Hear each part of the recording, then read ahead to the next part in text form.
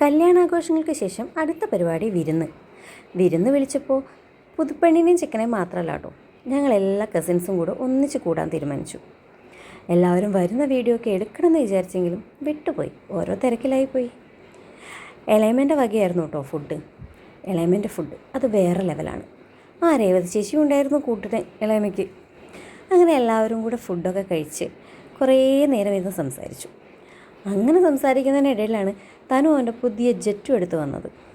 കണ്ടില്ലേ, അവനേക്കാൾ എക്സൈറ്റ്മെൻറ്റ് ഉഷാറാണ് ഇവിടുത്തെ വലിയ കുട്ടികൾക്ക്. അവൻ്റെ അച്ഛനും ചെറിയച്ഛന്മാരും അല്ലാതാര്. അവർക്ക് പറത്തി നോക്കാൻ വേണ്ടി അടിയായി. ലാസ്റ്റ് പാവം തനുവിന് ജെറ്റ് കിട്ടാതെ അവക്കറിയെ കിടന്ന് തുള്ളി എനിക്ക് താന്ന്. അങ്ങനെ വൈകുന്നേരം ആയപ്പോൾ എല്ലാവർക്കും ഒന്ന് പുറത്ത് പോകണമെന്ന് വന്നു.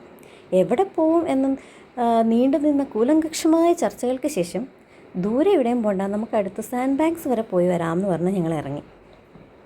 ഞങ്ങൾ കൂടി എങ്ങനെയാട്ടോ കുറേ വിയേർഡ് വീഡിയോസും സെൽഫീസും ഒക്കെ എടുത്തിങ്ങനെ കൂടും. ഞങ്ങളുടെ ഭാഗ്യത്തിന് ഞങ്ങൾ സാൻഡ് ബാങ്ക്സ് ചെന്നപ്പോൾ അവിടെ ഇതേ സമ്മർ ഫെസ്റ്റ് നടക്കുന്നു.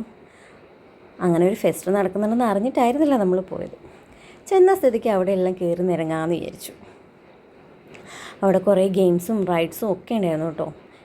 ഈ ഗെയിമിൽ ഇതൊക്കെ സിമ്പിളല്ലേ എന്ന് പറഞ്ഞ് ഇറങ്ങിയതാണ് നമ്മുടെ ചേട്ടന്മാർ. ഒരൊറ്റ ഗ്ലാസ് പോലും എറിഞ്ഞിടാൻ പറ്റിയില്ല. അതിനുശേഷം വേറൊരു ഗെയിം ഉണ്ടായിരുന്നു. ഇതെങ്ങനെയാണെന്ന് വെച്ചാൽ താഴെയുള്ള ഓരോ കോളത്തിലേക്കും നമ്മൾ മേലേന്ന് ബോൾ ഇടണം. ഓരോ കള്ളിയിലും ഓരോ നമ്പർ ഇട്ടിട്ടുണ്ടാവും. അങ്ങനെ നമുക്ക് തരുന്ന ബോളിൽ ഓരോ ബോളും വീണ നമ്പേഴ്സ് കാൽക്കുലേറ്റ് ചെയ്ത് അതിൻ്റെ ടോട്ടൽ വരുന്ന നമ്പർ നോക്കും. ആ നമ്പർ അനുസരിച്ച് അവിടെ കുറേ ഗിഫ്റ്റുകൾ നമ്പർ ഇട്ട് വെച്ചിരിക്കുന്നത് കണ്ടില്ലേ. നമുക്ക് കിട്ടിയ ടോട്ടൽ നമ്പർ ഏതാണോ അതിൻ്റെ നേരെയുള്ള ഗിഫ്റ്റ് നമുക്ക് കിട്ടും. അങ്ങനെ ഞങ്ങൾ എല്ലാവരും കൂട്ടമായി പരിശ്രമിച്ചിട്ട് ഞങ്ങൾക്ക് ലാസ്റ്റ് 2 പാക്കറ്റ് ബിസ്ക്കറ്റ് കിട്ടി ഗൈസ്. അങ്ങനെ അതിനുശേഷം ബാക്കിയുള്ള റൈഡ്സും കൂടെ എക്സ്പ്ലോർ ചെയ്തു. അപ്പോഴാണ് ഒരു കോമഡി നടന്നത്. നമ്മൾ നേരെ കോളിഫ്ലവർ ഫ്രൈ ഇല്ലേ, പക്കോട, അത് കഴിക്കാൻ പോയി. അവിടെ ചെന്ന് പക്കോടയൊക്കെ വാങ്ങി കൈ പിടിച്ച് നിൽക്കുമ്പോൾ അവിടെ അവരൊരു ഡെക്കറേറ്റീവ് പീസ് പോലെ ഒരു കോളിഫ്ലവർ വെച്ചിട്ടുണ്ടായിരുന്നു. അതിൻ്റെ മേലെ 2 വലിയ പുഴുക്കൾ. കയ്യിൽ നമ്മൾ പൈസ കൊടുത്ത് വാങ്ങിയ കോളിഫ്ലവറും നേരെ മുന്നിൽ പുഴുവുള്ള കോളിഫ്ലവറും.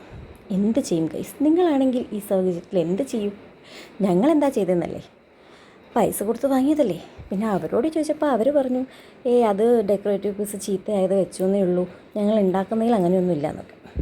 പിന്നെ പൈസ കൊടുത്ത് വാങ്ങിയത് കൊണ്ട് അത് വിശ്വസിച്ച് ഞങ്ങളങ്ങ് തിന്നു.